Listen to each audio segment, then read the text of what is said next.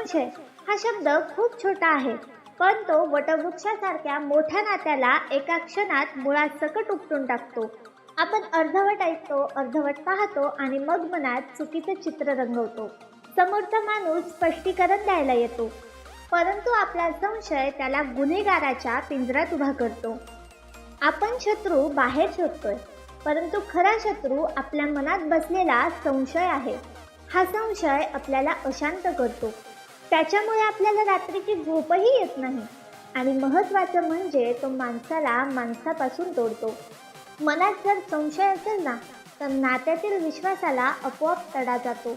म्हणून म्हणतीये, दुसऱ्याचं ऐकून आपलं मत बनवू नका. संशय जर असेल तर थेट त्या व्यक्तीशी संवाद साधा, कारण संवादच संशयाला हरवू शकतो. त्यामुळे नात्यातील संवाद कधीही हरवू देऊ नका.